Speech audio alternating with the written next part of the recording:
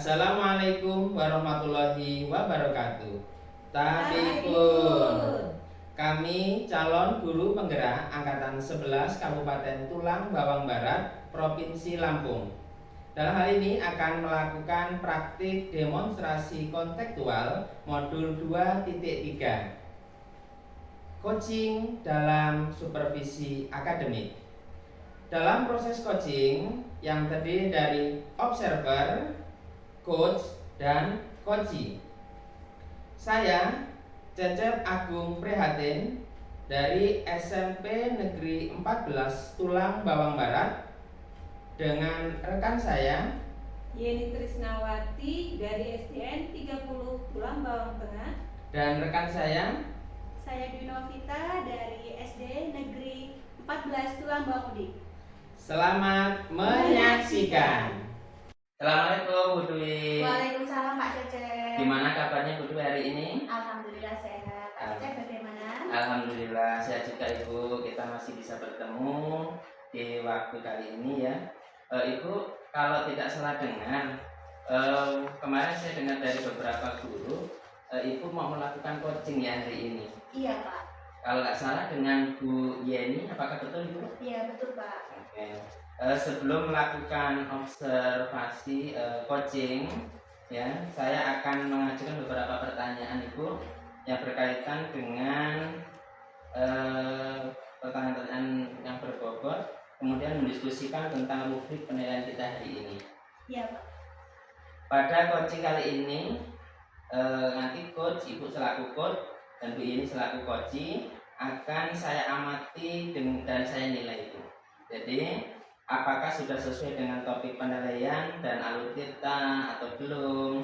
Kemudian apakah Ibu sudah memberikan pertanyaan berbobot pada coachee dan bagaimana coachee tersebut merespon atau menanggapi pertanyaan dari Ibu selaku coachnya. Nah, jangan lupa ya, disesuaikan dengan prinsip coaching, diantaranya kemitraan proses, kreatif, dan memaksimalkan potensi. Sebelum melakukan observasi, ada beberapa pertanyaan ya Bu. Pertanyaan yang akan saya tanyakan kepada Ibu, yang pertama, kompetensi apa yang ingin Ibu kembangkan pada coaching kali ini? Ya, potensi yang ingin saya kembangkan yaitu mendengarkan aktif dan memberikan pertanyaan yang berbobot. Oke, luar biasa. Untuk pertanyaan selanjutnya yang kedua, kompetensi mana yang ingin akan Ibu kembangkan secara spesifik yang ingin diobservasi? Ya, spesifiknya Bapak, yang saya kembangkan yaitu mendengarkan aktif dan betul-betul memberikan pertanyaan yang berbobot. Oke, luar biasa. Supaya semuanya berjalan lancar itu mudah-mudahan.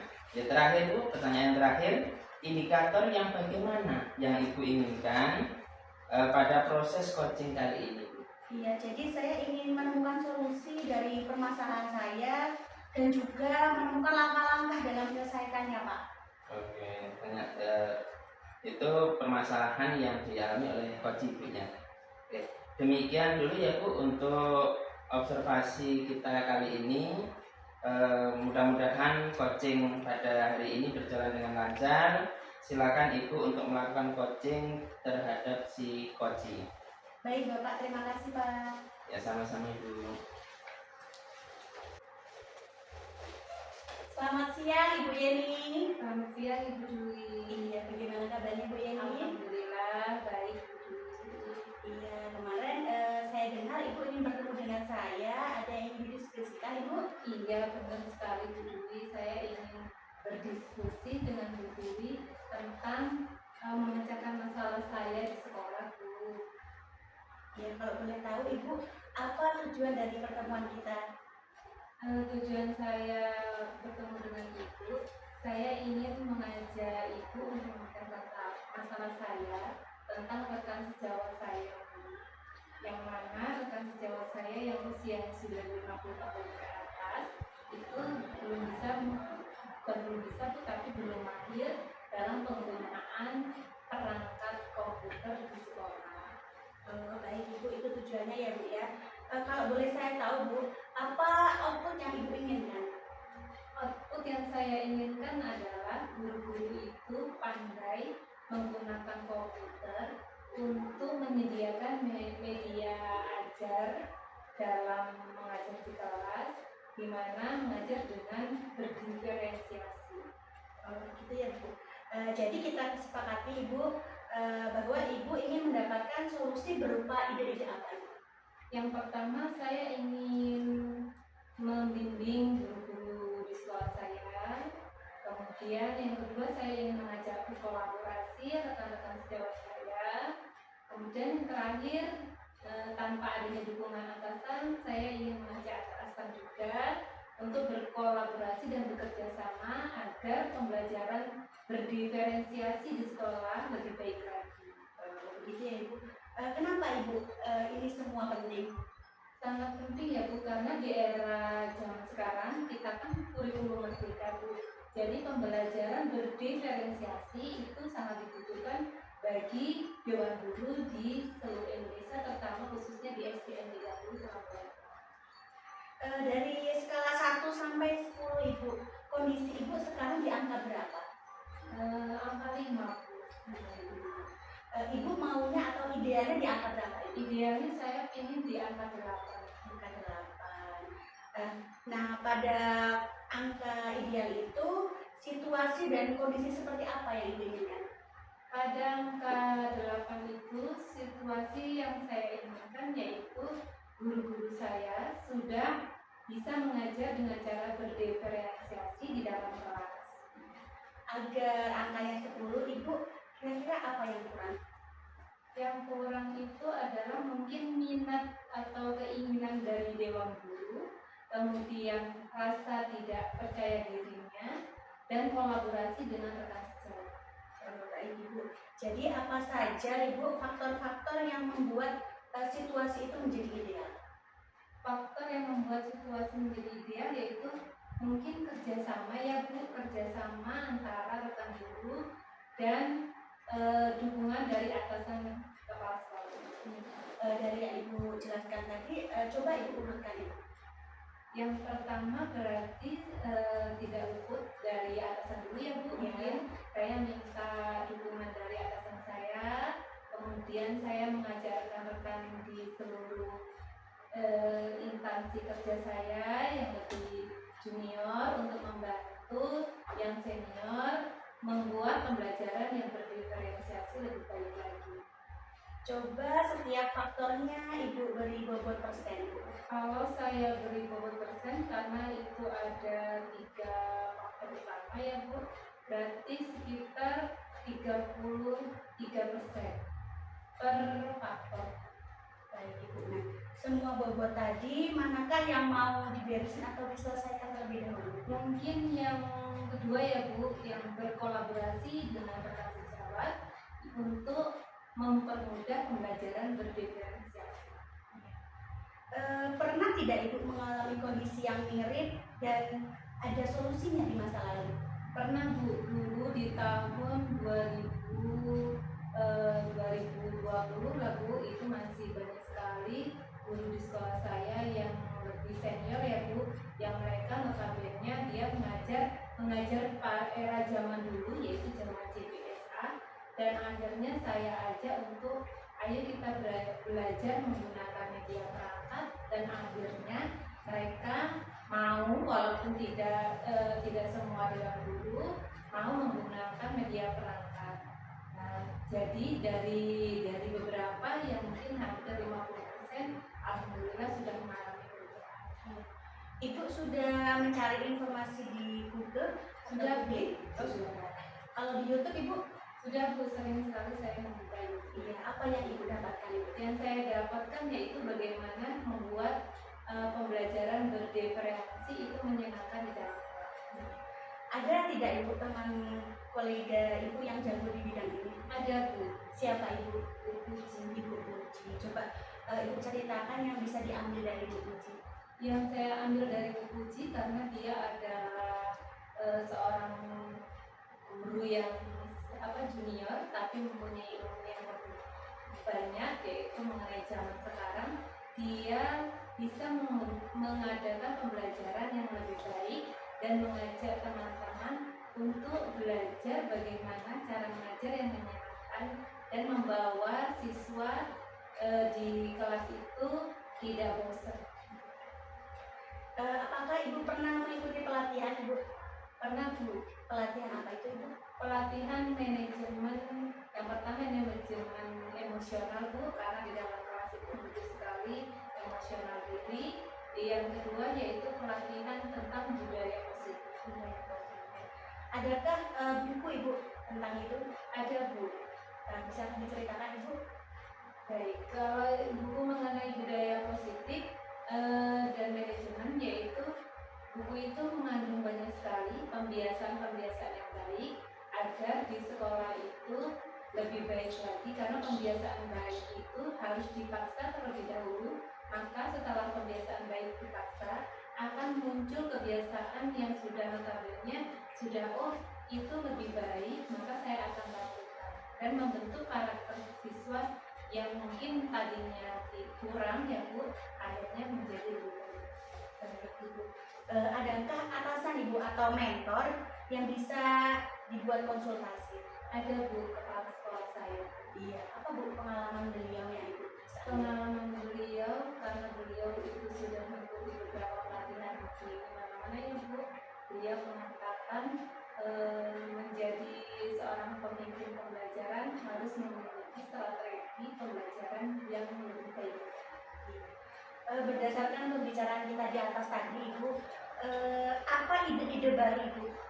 Ide-ide baru saya berarti saya ingin sekali memberi motivasi kepada rekan guru saya di sekolah Bu. Kemudian saya ingin mengajak berkolaborasi dan membuat contoh pembelajaran berdiferensi untuk mereka ikuti dan mereka coba rancang di kelas agar lebih baik lagi dalam pembelajaran di kelas. Baik Ibu, coba Ibu urutkan mana yang mau Ibu kerjakan terlebih dahulu. Yang saya akan kerjakan terlebih dahulu yaitu mungkin kolaborasi dulu ya Bu. Setelah berkolaborasi baru saya akan mengerjakan sedikit pelatihan berdiferensi, pembelajaran berdiferensi, kemudian baru mengadakan webinar dengan kelas. Baik Ibu, kapan Ibu akan mulai mengerjakannya? Insya Allah secepatnya Bu, saya akan mulai mengerjakan. Apa saja Ibu yang harus Ibu persiapkan?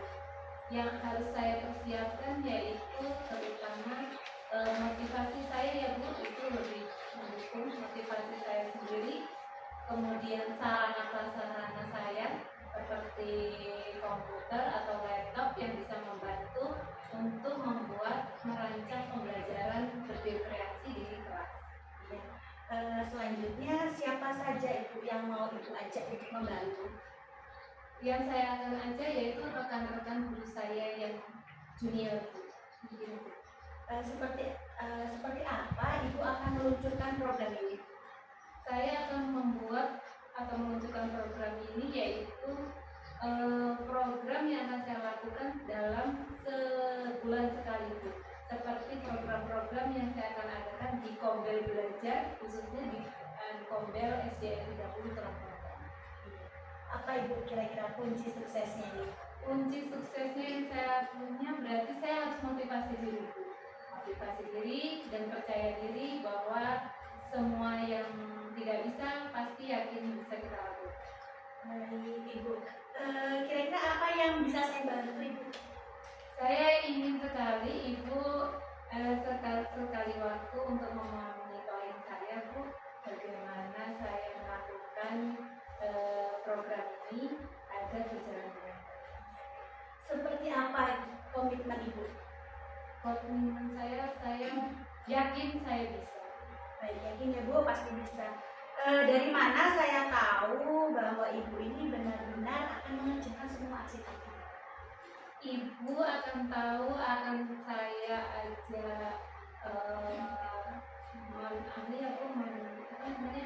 monitoring ke sekolah saya, dan saya akan selalu mengupdate data terbaru buat Ibu agar Ibu tahu perkembangan program yang saya lakukan di sekolah. Tiap kapan Ibu saya akan diupdate-nya? Ibu akan menerima updatean sebulan sekali. Sebulan sekali ya. Nah, nanti bila Ibu sudah menjalankan dan melakukan semua rencana yang di atas, maka nilainya di 1 sampai 10 akan jadi berapa Ibu? Saya yakin bisa jadi 9. Jadi 9. Sekarang bagaimana tingkat motivasi Ibu? Tingkat motivasi saya hampir 99% meningkat lebih baik lagi sekarang. Luar biasa ya Ibu. Perasaannya bagaimana Ibu? Perasaan saya senang sekali Bu Diari dan sangat bersemangat sekali. Ya, semangat ya Bu. Apa yang ingin Ibu ucapkan kepada saya sekarang? Saya sangat mengucapkan banyak terima kasih kepada Bu Dwi. Pokoknya Bu Dwi sudah memberikan waktunya, meluangkan waktunya agar saya bisa memecahkan masalah saya, dan saya sangat bahagia sekali Bu Dwi mau mendengarkan curhatan saya. Ya baik Ibu, Ibu tetap semangat untuk menjalankan rencana-rencana Ibu. Mungkin sampai sini dulu diskusi kita. Sampai bertemu kembali di lain kesempatan. Baik Bu, terima kasih banyak Bu. Terima kasih sama-sama. Bu Dwi, saya akhiri assalamualaikum Bu Dwi. Selamat siang Bu Dwi. Selamat siang Pak Cecep. Nah, bagaimana Ibu tadi setelah melakukan coaching dengan Bu Yeni? Saya merasa senang Bapak bisa membantu Bu Yeni menyelesaikan masalahnya. Alhamdulillah. Nah, ini Bu ya, sebelum pelaksanaan serangkaian coaching ini, penutupan coaching pada hari ini diselesaikan, saya akan menanyakan beberapa pertanyaan setelah Ibu melakukan observasi. Jadi, yang pertama, apa saja yang sudah Ibu lakukan pada saat melakukan coaching terkait indikator ketercapaian yang diinginkan oleh Bu Yeni? Jadi saya sudah melakukan coaching sesuai alur Tirta Pak, lalu menanyakan tujuan identifikasinya, rencana aksi, tanggung jawab, sehingga alur tersebut bisa menggali dan menceritakan permasalahan dan menemukan solusinya Pak. Oke, Bu Dwi, menurut saya sebagai observer tadi ya, selama Bu Dwi dan Bu Yeni melakukan coaching, jadi saya lihat perjalanannya sudah berjalan dengan lancar dan juga prosesnya sesuai dengan alur kita, dan juga Bu Dwi sudah berusaha menjadi pendengar yang baik, kemudian menggali dan memberikan pertanyaan-pertanyaan yang berbobot kepada Bu Yeni, sehingga Bu Yeni bisa menemukan solusi-solusi dari permasalahannya, dan juga coaching tadi sudah dilakukan sesuai dengan prinsip coaching. Nah, untuk pertanyaan yang kedua Ibu, kompetensi apa lagi yang ingin dikembangkan berdasarkan hasil melakukan coaching yang barusan Ibu lakukan? Jadi kompetensi yang ingin saya kembangkan yaitu lebih belajar memahami proses sehingga nanti saya dapat melakukan coaching lebih baik lagi Bapak. Oke ya Bu. Jadi Ibu semoga kedepannya kita bisa melakukan proses coaching dengan lebih baik lagi. Demikian ya Bu observasi kita hari ini. Semoga dapat bermanfaat bagi kita semua. Kita menjadi insan pendidik yang bisa mewujudkan mimpi-mimpi dari anak-anak kita, murid-murid kita. Jadi saya ucapkan sekian untuk observasi pada hari ini. Assalamualaikum warahmatullahi wabarakatuh. Waalaikumsalam warahmatullahi wabarakatuh.